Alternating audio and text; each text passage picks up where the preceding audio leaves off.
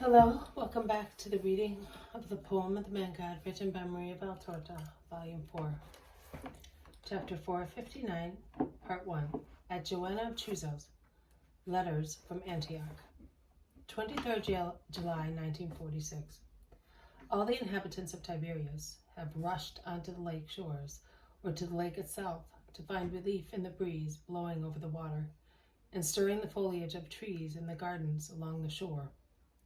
The rich people of this town, where many races have gathered and mingled for many reasons, are finding comfort in comfortable sport boats, or from the shade of their green gardens which are watching the movements of boats on the turquoise waters.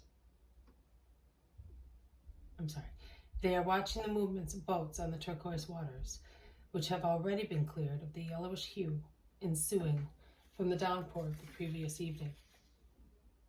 The poor people, and children in particular, are romping on the shore,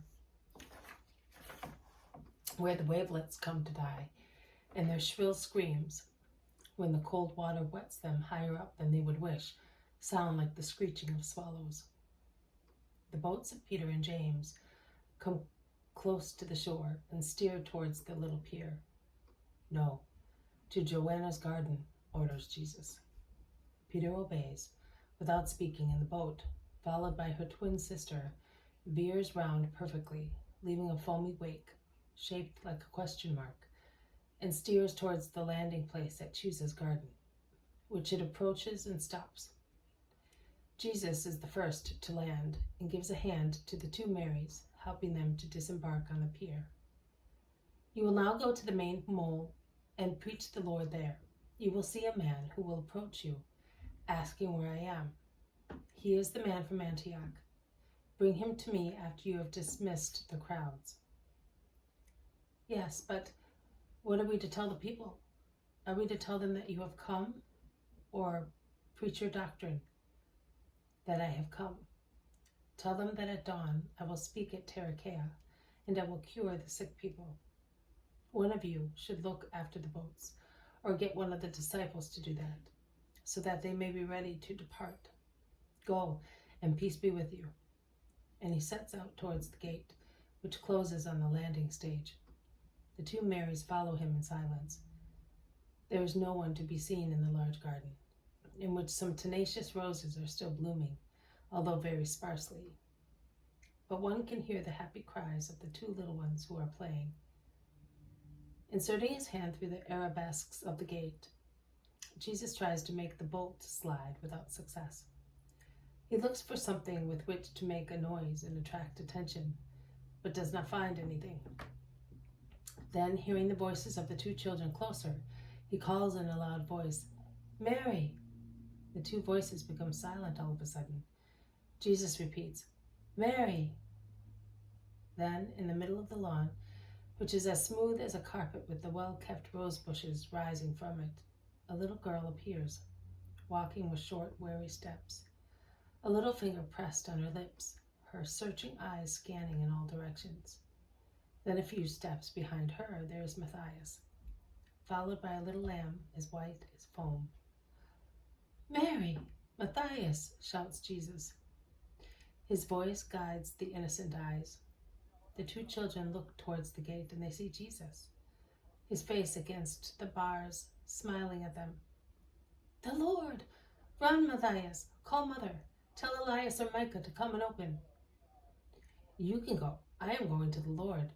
And they both start running with their arms stretched out, like two butterflies, one white, the other rosy with a little dark head. But fortunately, while running, they call the servants, who rush out, still holding watering cans and rakes, so that at last the gate is opened, and the children take shelter in the arms of Jesus, who kisses them and crosses the threshold, holding them by the hands. "Mummy is in the house with her friends. They always send us away because they do not want us," says Matthias promptly. "Don't speak so harshly. Mummy sends us away because those ladies are Romans, and they still speak of their gods, and we who have been saved by Jesus must know him only. That is why, Lord.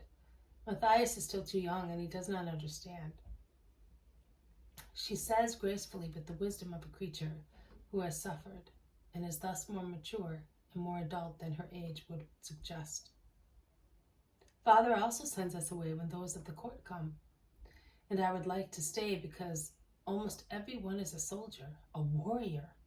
War is beautiful. It makes one win. It sends the Romans away. Down with Rome. Hurrah for the kingdom of Israel, shouts the boy proudly.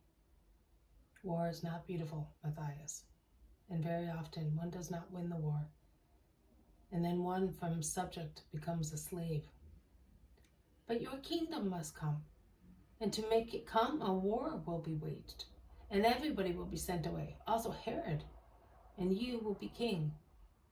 Be silent, silly boy. You know that you are not to repeat what you hear. They are right in sending you away. Don't you know that you can harm father, mother, and also Jesus by saying that? Says Mary.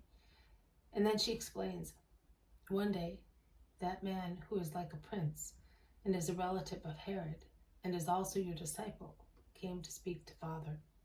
And they shouted so much. They were not alone, but with many more people. They were all handsome, with lovely swords, and they spoke of war, interrupts Matthias. Be quiet now. They shouted so much that we could hear them. And since then, this fool does nothing but speak of it. Tell them that he must not. Mummy told him, and Father has threatened to take him to the top of the great Hermon and leave him in the grotto with a deaf and dumb slave until he learns to be silent. And he would have to be silent there because if he speaks to the slave, the latter will not hear him and will not reply to him. And if he shouts, eagles and wolves will come to eat him.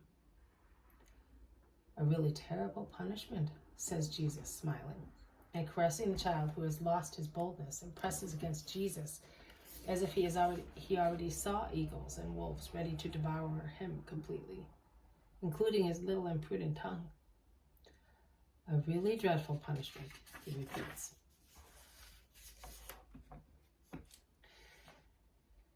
This has been a reading from the poem of the Man God, written by Maria Valtorta, Volume 4, Chapter 459, Part 1, at Johanna of Chuza's. Letters from Antioch. Thank you for listening. I will see you tomorrow. May God bless you, and may peace be with you.